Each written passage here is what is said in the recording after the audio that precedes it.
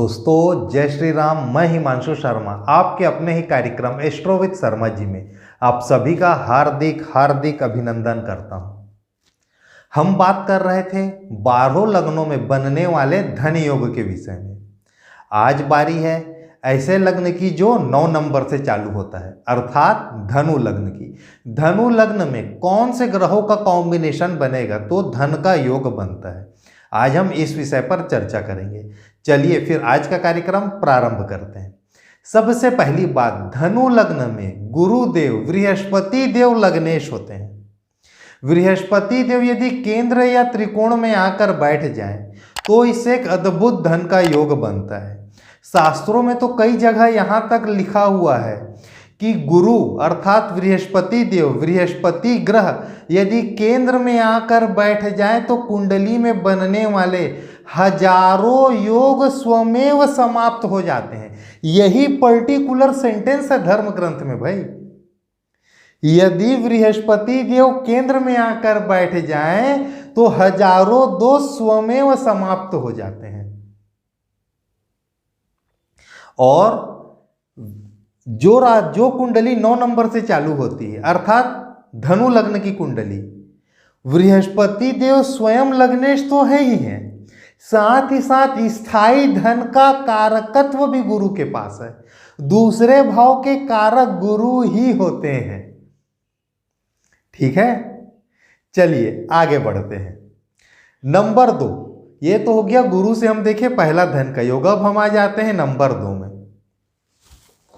मंगल देव यदि पंचम भाव में बैठे हो, मंगल देव यदि पंचम भाव में बैठे हो और सूर्य देव और बृहस्पति देव 11वें भाव में जाकर बैठ जाए, 9वें भाव के मालिक सूर्य देव 11वें भाव में आ जाए और बृहस्पति देव भी 11वें भाव में आकर बैठ जाए, तो ऐसा धन का योग बनता है कि वह व्यक्ति न केवल धनी होता है, वह व्यक्ति न केवल धनी होता है, अपने समाज में, अपने कुल में, अपने ऑफिस में, अपने मोहल्ले में, अपने शहर का भी सबसे धनी व्यक्ति होता है। जबकि वहां पर 9वें भाव के स्वामी सूर्य देव नीच के हो जाएंगे। जब सूर्य देव भाग्य भाव के स्वामी होकर 11वें भाव में जाकर बैठेंगे तो वहां सूर्य देव नीच के हो जाते हैं। तो फिर भी इतना अद्भुत धन का योग बनता है। चलिए अब हम आ जाते हैं अपने तीसरे विषय वस्तु पर।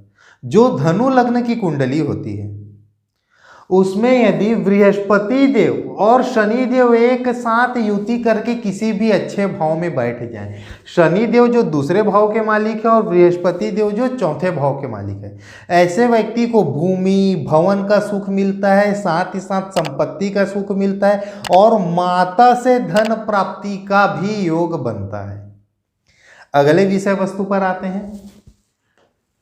11वें भाव के मालिक अर्थात शुक्र देव और तीसरे भाव के मालिक अर्थात शनि देव, इन दोनों की यदि युति हो जाए या शनि देव जाकर बैठ जाए 11वें भाव में और शुक्र देव आकर बैठ जाए तीसरे भाव में, शनि देव जाकर बैठ जाए 11वें भाव में और शुक्र देव आकर बैठ जाए तीसरे भाव में, तो इससे पार्टनरशिप से धन प्राप्ति का योग बनता है, मित्रों से धन प्राप्ति का योग बनता है, छोटे भाई से धन प्राप्ति का योग बनता है।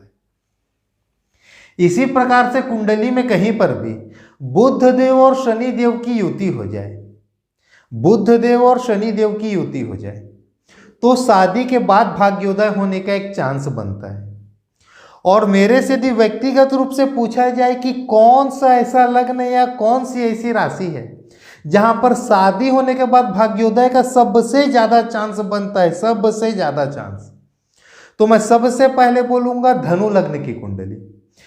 क्या होता है, सूर्य देव और बुध देव कभी भी एक दूसरे से 27 डिग्री से ज्यादा दूरी में नहीं रह सकते हैं।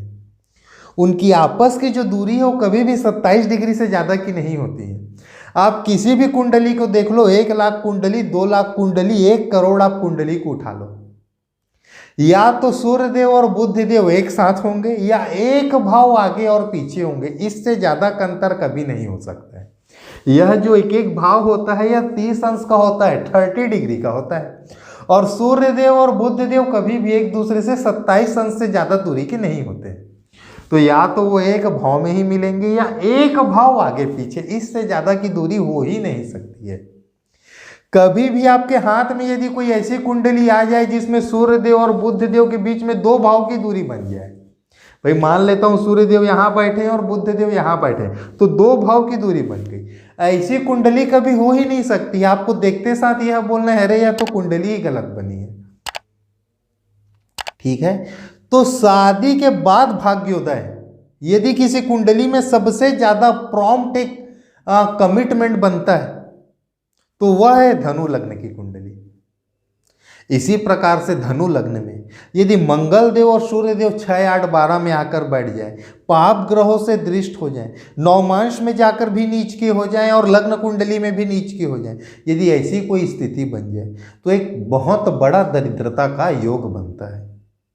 घड़े में छेद होने से जैसे पूरी पानी धीरे धीरे धीरे धीरे बह जाती है, वैसे ही वो व्यक्ति जीवन भर दरिद्रता को भोगता है और कभी भी संपत्ति को जमा नहीं कर पाता है। भाग्य ऐसे लोगों का कभी साथ नहीं देता है। लेकिन चूंकि हम ज्योतिष के विषय में बात कर रहे हैं, ज्योतिष के संदर्भ में बात कर रहे हैं, तो ऐसे बहुत सारे छोटे छोटे उपाय हैं जिसे करने मात्र से ही वह दुर्योग समाप्त हो जाता है। ठीक है, चलिए फिर आज के कार्यक्रम को हम लोग यहीं पर समाप्त करते हैं। अगले कार्यक्रम में मैं फिर एक नए विषय वस्तु के साथ आपकी सेवा में हाजिर होऊंगा। आज के लिए दोस्तों नमस्कार।